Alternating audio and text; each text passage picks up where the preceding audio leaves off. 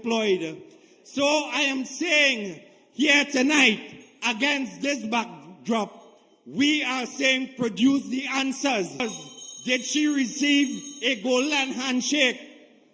And if it was a botched termination, she will be able to turn around and sue TSTT for wrongful dismissal, and at the end of the day, walk away with millions of dollars from TSTT. And that is why we are saying, Marvin Gonzalez and Sean Road, show us, make public the terms of departure of Lisa Igard from TSTT, my brothers and sisters. This is the state of affairs in Trinidad and Tobago. This is the state of affairs. And before I leave you here tonight, I want to touch on one issue very quickly. The Commission of Inquiry at Paria, the report is due to be handed over to Her Excellency, the President Christine Kangalu. Madam President, tonight we know of your conduct, but I want to remind the families, I want to remind Trinidad and Tobago, this was the person who was under the last president, a meritless, disappeared from President's house to the Parliament.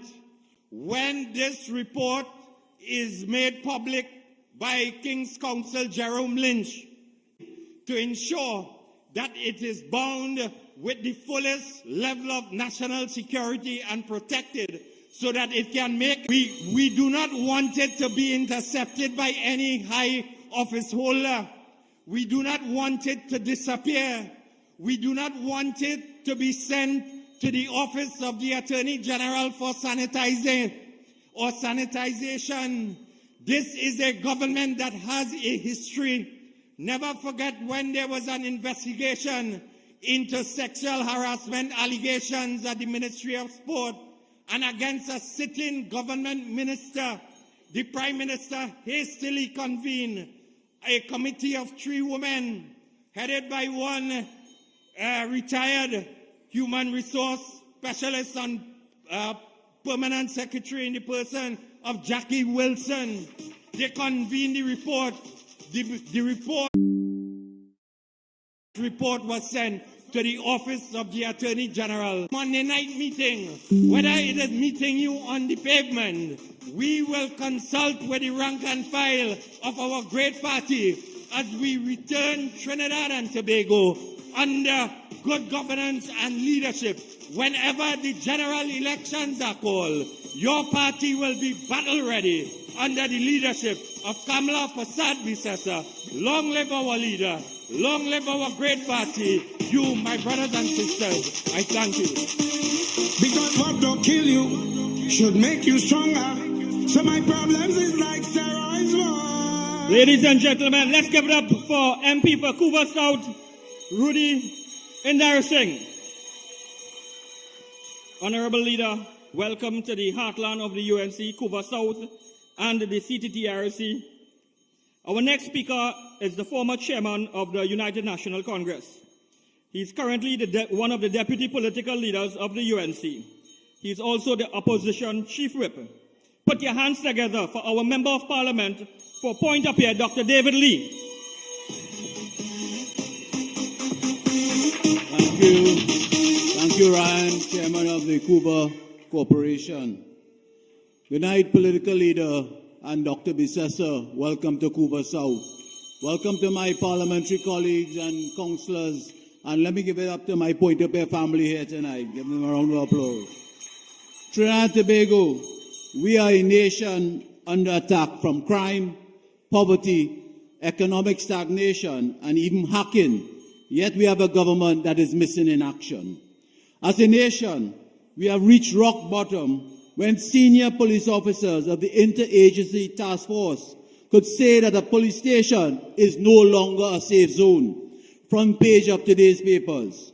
As a nation, we have reached rock bottom, at the bottom of the barrel, when this government could build a $132 million car park in San Fernando. yet they cannot equip our fire stations, my brothers and sisters. That is a crime by Rowley. As a nation, we have reached the lowest of the low when the Minister of Finance could say we must go as a cashless society. I want to tell Imbert, our pockets are empty since you came into government in 2015. It's time for you to go. While the people of Trinidad and Tobago are ambushed and attacked on a daily basis, the Prime Minister tries to distract us with real issues this afternoon from a report from his trip in Saudi Arabia.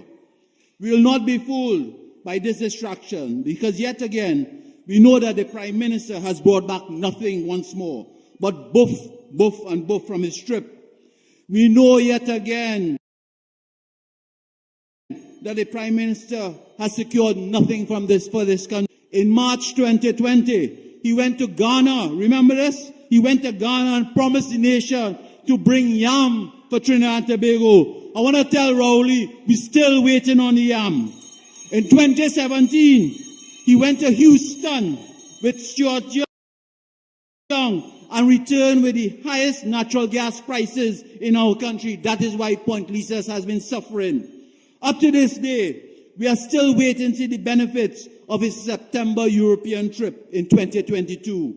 All of a sudden, the Prime Minister, all of a sudden, after 8 years, he's given us the impression that he's the only individual who knows that we need a supply of gas for our country. I want to tell him, while ignoring all other avenues. We thought this evening, when I listened to the Prime Minister might have reported that he sourced an alternative supply of gas from Saudi Arabia in place of the Dragon gas deal. But yet again, we are on shaky ground. We in the opposition understand that in the very near future, this government will be announcing that the Dragon gas licenses between this country and Maduro regime, according to a Reuters report this evening, published today, entitled Venezuela Close to Approving Offshore Gas Licenses with Trinidad. Tonight we want to ask this government, is it prudent? Is this a wise decision, this government? Is it prudent? Is this a wise decision, or even diplomatically a sound decision, to enter in such an agreement while our CARICOM sister Guyana tries to defend almost 2/3 of their land in the Essequibo region from being taken away? As a CARICOM country, shouldn't we be assessing and even waiting to see the outcome and subsequent action after the Venezuelan referendum on December the 3rd before we sign any final agreement with Venezuela? Every CARICOM country, including Trinidad and Tobago, called on Venezuela. Guyana has even gone to the international